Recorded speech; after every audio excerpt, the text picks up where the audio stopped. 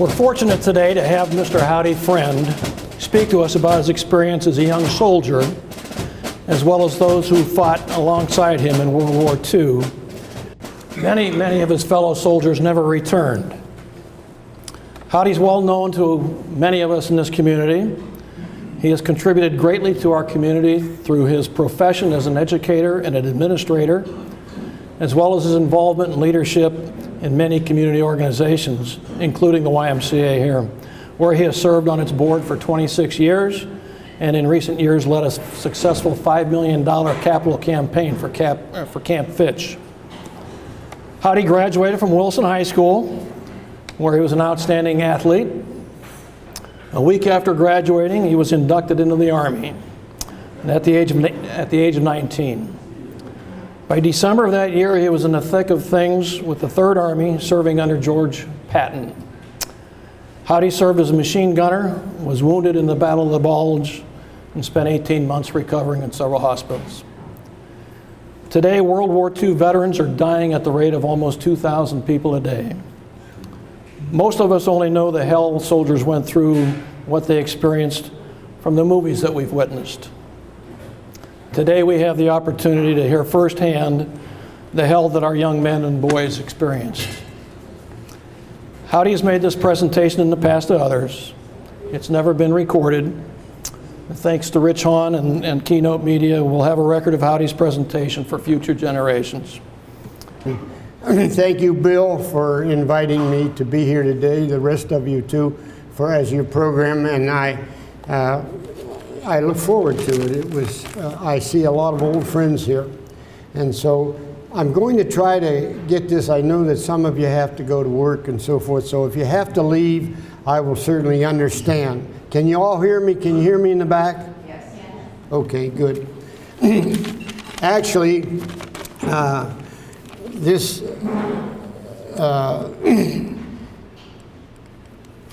to get us started today, I'm trying to shorten it up a little bit so that we don't take too much of your time. But I don't profess to be a big World War II hero. The real heroes, you honored them today. We're close to Veterans Day, and that was nice of you to do that. But to honor those people, really, those are the ones that really helped to close out the war, World War II.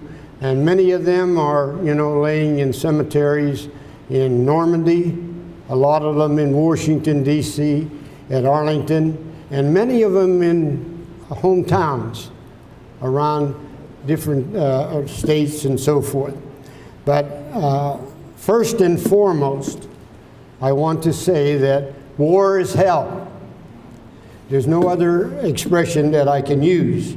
When you think about it, it doesn't matter what kind of weather it is, as you saw in the slides. All kinds of equipment, bombs dropping, shells landing, artillery shells landing, also machine guns, as you see over here. That particular machine gun, which is the actual one, not the actual one, but similar that I carried, that will shoot 7 2-inch bullets every second. That means that it will fire out 420 bullets every minute. It's a weapon of death. It is one example. Nobody wins in war. The losses are tremendous. And today I'm going to talk for just a few minutes about the particular battle, the Battle of the Bulge. And in order to cover that a little quicker, I could talk to you, but it was the biggest battle that was ever fought by an American army. Bigger than Normandy, bigger than the Gulf War, bigger than Gettysburg. It lasted for just 5 weeks. Lasted 5 weeks from December 16th of 1944 to January 25th of 1945. 5 weeks, we lost 8,400 American soldiers. 8,400 American soldiers.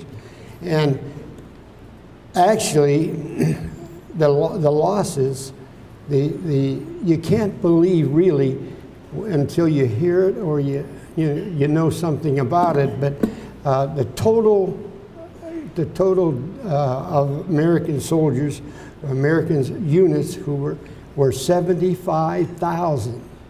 75,000 American casualties in 5 weeks. So that's, and of that 75, 84,000 were killed in action. 21,000 were captured and held prisoner, and 46,000 were actually wounded in action. 5 weeks of winter carnage. And Gary mentioned the weather, and you talk about the weather, the temperature, the snow was 2-3 feet deep, and the temperature went down as low as 20 degrees below zero. So I'm going to pass out some material for you. I don't want you to read it now. I'm an old school teacher, and so I'll pass it out, but I don't want you to read it. You can look at the pictures. There's a few pictures of the situation, and sometimes the picture tells a story a little better than words. So Judy, my daughter, and Judy, if you can get some help, pass them out. And I don't mind you looking at the pictures in there, but I don't want you to look at I don't want you to start reading. So, and in that, incidentally, in the German casualties at the Battle of Belch for 5 weeks was 100,000, approximately 100. So that's a lot of people, that you lost and that were killed in action.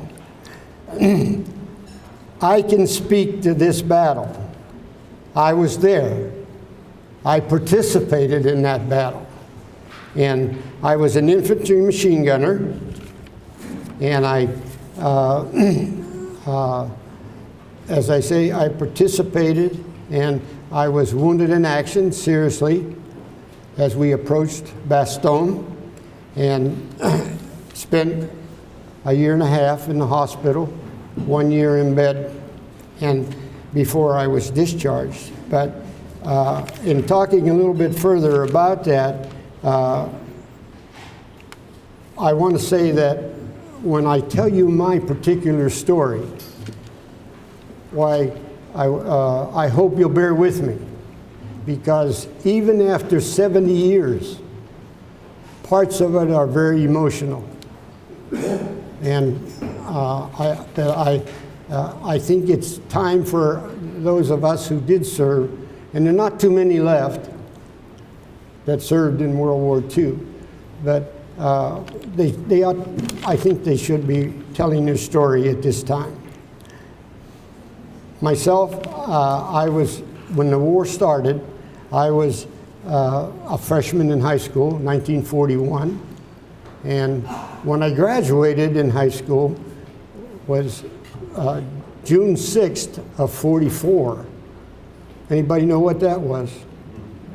That was D-Day, when we landed in Europe. And so I graduated from I immediately was drafted. 8 days later, I left for the service. The situation was, if you turned 18 before you started your senior year, you did not get to go to your senior year. If you turned 18 during your senior year, you were allowed to graduate. So I was allowed to graduate, because my birthday was in December, but they took us 8 days later and immediately shipped us to basic training.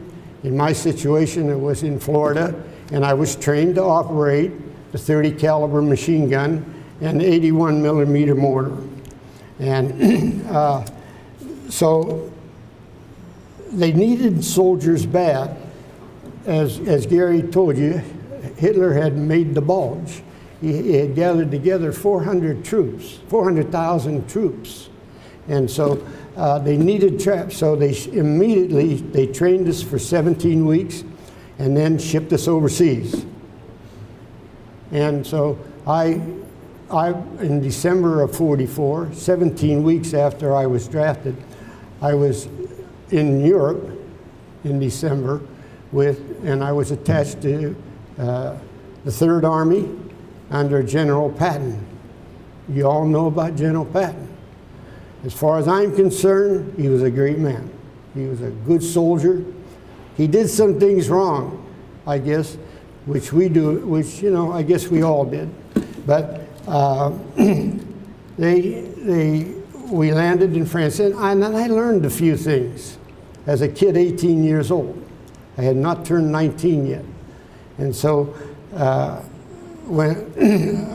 I say, I learned things along the way. They shipped us immediately after we landed in France. We landed in Le Havre, France, and then they put us on boxcars, and they took us all the way across France.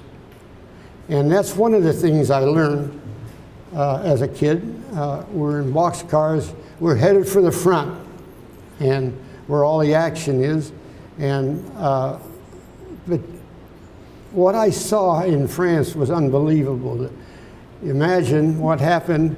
The Germans came one way and tore across France and bombed out things, killed people, and so forth. Then we pushed the Germans back the other way across France. So it was a terrible situation as far as the French people were concerned. And we stopped a lot along the way because railroad tracks were destroyed and so forth. And so we'd go ahead maybe 20 miles and then we'd back up 5 and then go on from there. And same thing all the way across France. And actually, we continued across France, and we went right to the front line. And in my case, the 3rd Army, we were south of Luxembourg, and we were dug in along the Saar River, and we dug foxholes. In my case, I joined with 2 other guys, and we dug a 3-man foxhole. And one was Francis Gravel, the other was Clyde Fieselman. You don't forget who you're with when you're in a foxhole. You don't forget the things that you saw and the things that I could tell you the ship I went overseas on, Cordorvan Castle, in English. You don't forget those things. Here we are talking 70 years later. So actually, we were along the Saar River, and all of that was going, all of the fighting actually was going 60 miles north at Bastogne. Well, the generals had a meeting, and General Eisenhower said to General Patton, he said, how soon can you get the 3rd Army up to Bastogne? The odds right then with the Germans were 5-1 in favor of the Germans. So General Eisenhower said, how soon can you? And General Patton said, 2 days. All the other generals laughed. 2 days to move the 3rd Army south of Luxembourg up to the battle in Bastogne.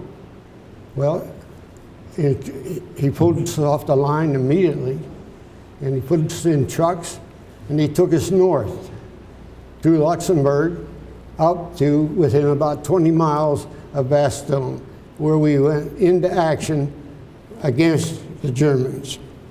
And the 101st Airborne was trapped there. The idea was to get the 101st Airborne out of there. So we moved up close and went into action. And by the day we would move, and we stayed in the fields, because when shells came in, artillery shells and so forth, when they came in, actually you had to you had to get some cover. So we stayed in the fields most of the time. And because the Germans were retreating, but they were throwing shells back, and they would try to hit the road, because then they could maybe get a truck full of men.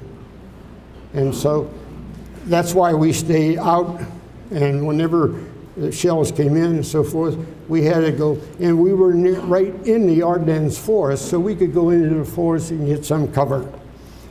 Well, actually, on the morning of January 9th, so now I've been in battle probably 3-4 weeks as a machine gunner. And I told them a little bit earlier about how I became a gunner. The gunner in our squad, the squad's about 8 men. You have the tripod man, you have the gunner, you have maybe 4 or 5 ammo carriers.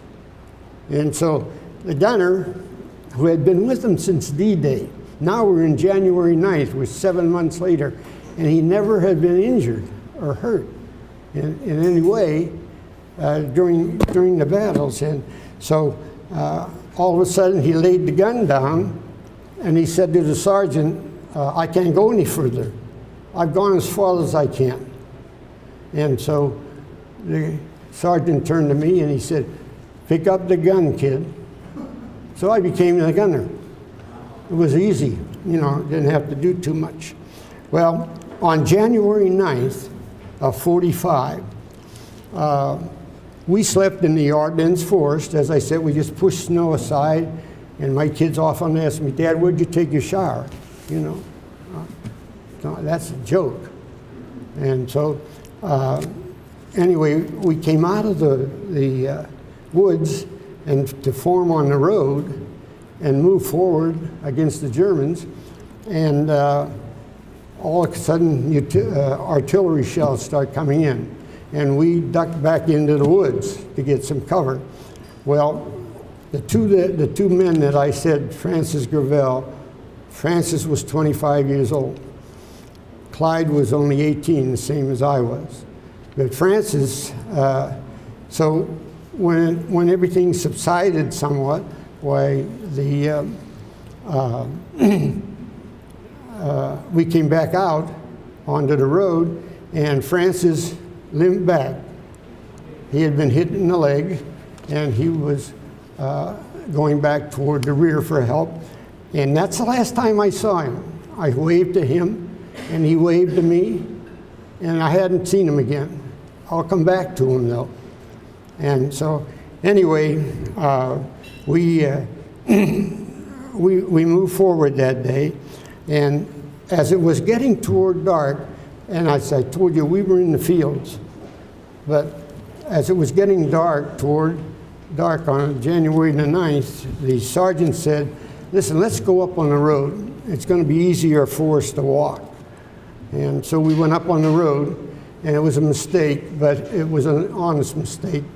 And what happened was that as we were moving forward, the Germans were surrendering. They would come out of homes, they would come out of buildings and so forth, but they were surrendering, but throwing shells back. And so when we got up on the road, we weren't up there too long, and all of a sudden, I found myself laying in the middle of the road.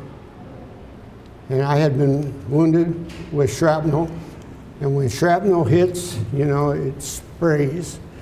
It had gone clear through my left leg at mid-femur, went in on the left side, broke the bone, took parts of the bone, and came out the right side of the leg. And also it went in the left side of the knee and all the way through, breaking the condyles and the patella and out the other side. So I'm laying in the middle of the road, and I realized that I had been hit with shrapnel. And so as I said, it was getting toward dark. And of course I was bleeding severely. And so the sergeant who was in charge, he straightened my leg out. It went down and out to the left, and he straightened that leg out. And then he grabbed me by the shoulders on my overcoat and dragged me into the ditch. Then he said, "I'm sorry, we can't stay with you. We're going to have to leave you." And that's the code in battle. You don't stay with a wounded man. You mark him and hope that a medic's going to come along pretty soon. So he said, "We'll mark you, and when it gets dark, they'll come up and get you." And so they left me laying in the ditch, bleeding and so forth. And I lost track of time. I'm sure I was in shock, and I knew that I had been badly injured, and so, and I was in and out of it. I could hear tanks on either side, but anyway, I was very fortunate. I don't know how long I laid there before all of a sudden a medic's kneeling by me. And then I say, there's the second thing I learned. The medics were the bravest people that we ever had as far as war is concerned. They ran right for the spot where somebody was down. And so he immediately put a tourniquet on my leg, which probably saved my leg, if not my life. And then he shot me with morphine. And then he said the same thing. "I can't stay with you." By this time it's dark. And he said, "I can't stay with you." He said, "If I stay, I'm going to get hit." And that's exactly what the sergeant said. So he said, "I'll mark you." And they mark you a little white flag or a Red Cross flag. And so then he left. Well, fortunately, again, I don't know about time. I can't relate to time because I was in it and then I was out. But anyway, when it did get dark, sometime after it got dark, a Jeep came up with a stretcher on the back. They put me on a stretcher and took me back to, and you start you back at company headquarters, and they take everything that they can use. They take your boots, they take your overcoat, they take your helmet, and then they put you in an ambulance, and they take you to one of those big tents like you see in MASH. You've all seen MASH on TV. And then they cut all your clothes off. And that's the last thing I remember. For several days, I ended up in a hospital in Luxembourg, 60 miles away. And I don't know how I got there, but I had a cast on, what Dr. Cleary will tell you, that is a body cast. Starts under your arms, goes all the way down both legs. They cut a hole out in the front and a hole in the back, and you look like a mummy. And I wakened in the hospital, and we weren't there very many days, and they put us in they put us on a train and they took us to Paris.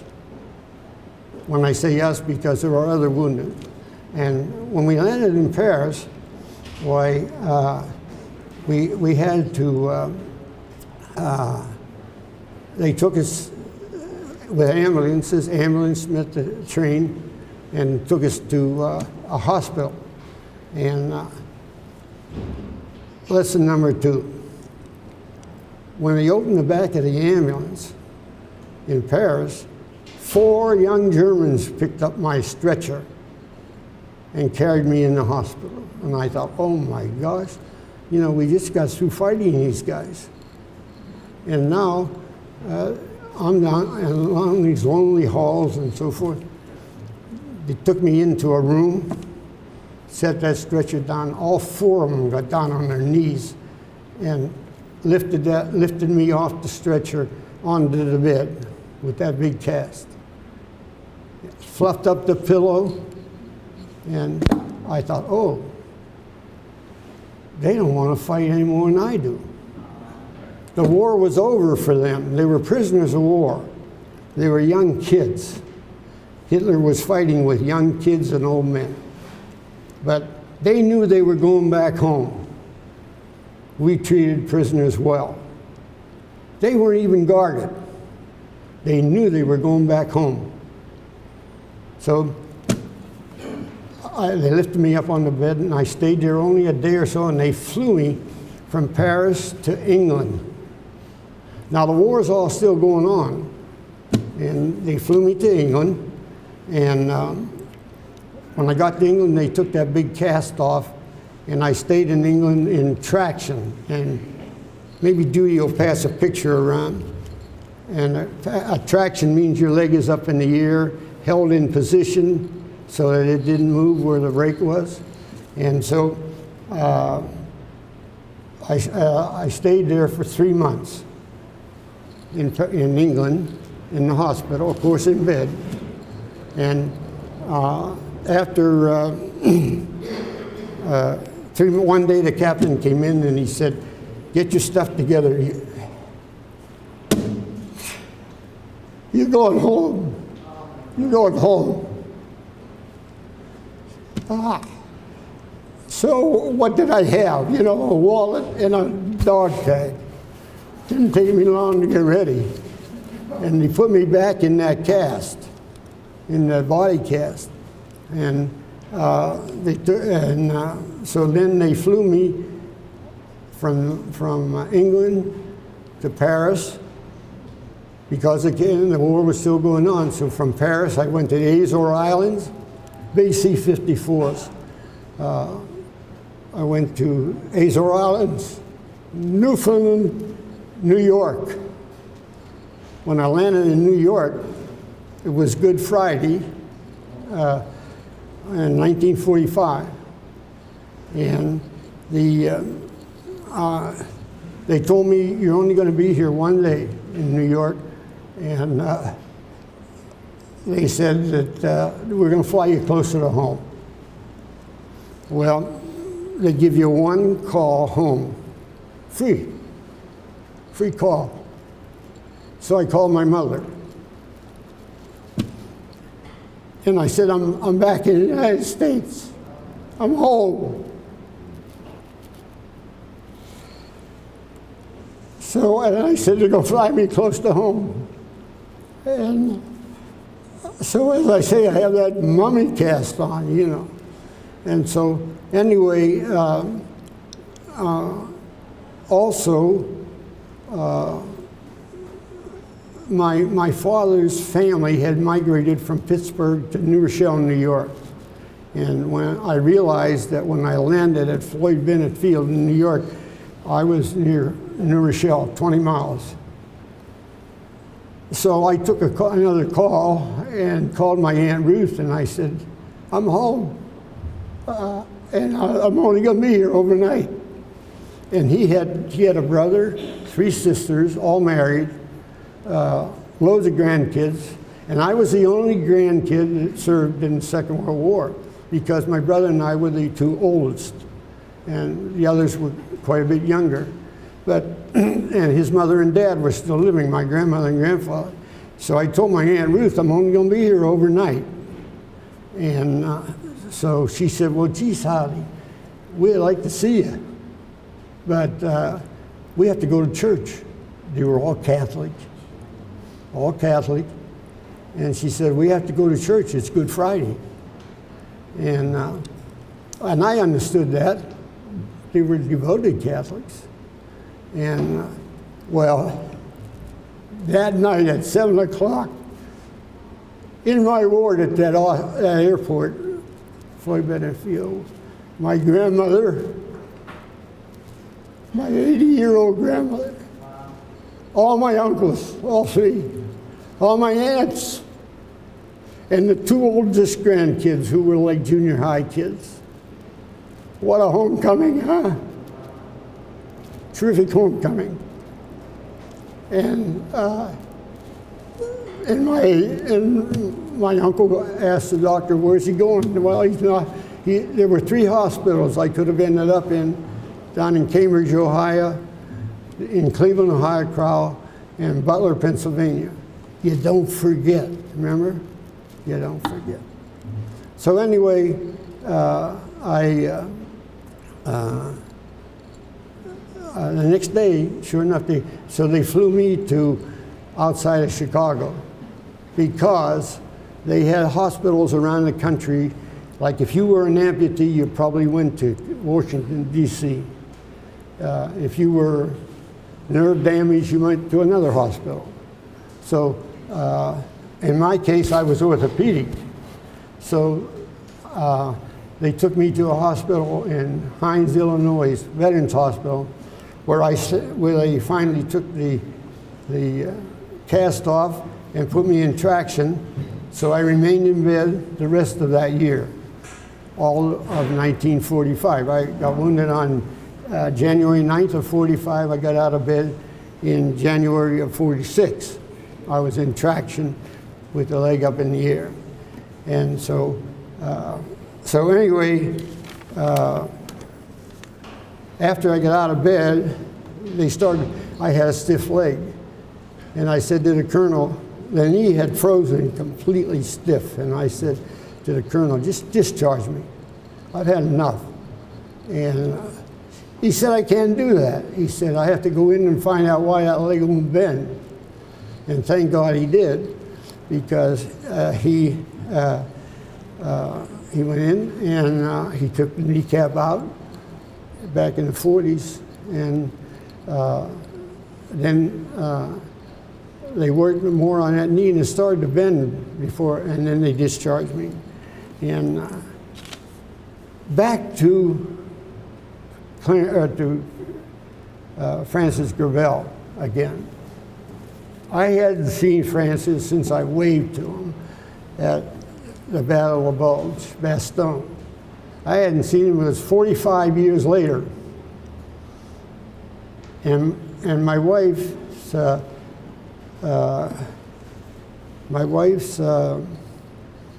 cousin happened to live in Massachusetts, and I knew Francis was from Leominster, Massachusetts. And so I said, do me a favor, see if there's a Francis Gravel in Leominster, Massachusetts.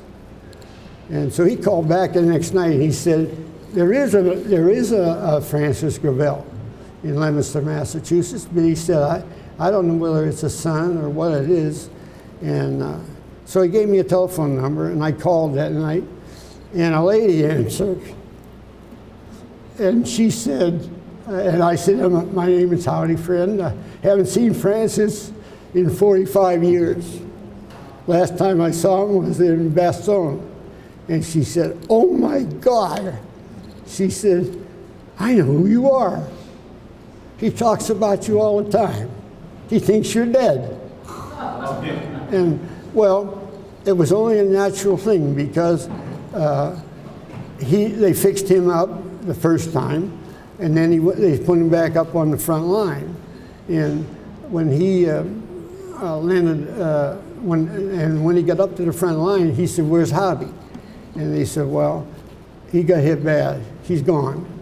Well, if you say a soldier's gone, then that means he's probably dead. And so Francis just figured that I was dead. And she yelled, Francis, you know. He came to the phone, we talked about an hour, and then he and Mame came over here to Youngstown to visit our family. And then we went over to visit his family. We did that 3 or 4 times before. Of course, as I said, he was 25 years old. He was an old man. And had 3 kids at home. And he was over there fighting. He had lost a brother. Well, actually, as I said, I was discharged, and I went back to, I had been at Camp Fitch. Dr. Cleary can tell you that. He and I were both at Camp Fitch in 1942 in Windy City. And so I went back. I got out in May, which was perfect because Mike Schaefer will know, that's a good time to get out. And I got a job back at Camp Fitch. That would be the summer of 46, in 1946. And so I went back to Camp Fitch. and it was the best thing I did. The knee kept getting better and better, and actually, I met a little girl. I met a little girl there. A little girl with a big heart.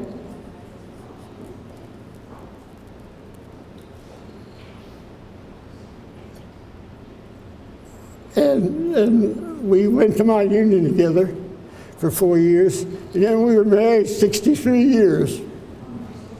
And I lost her. I lost her.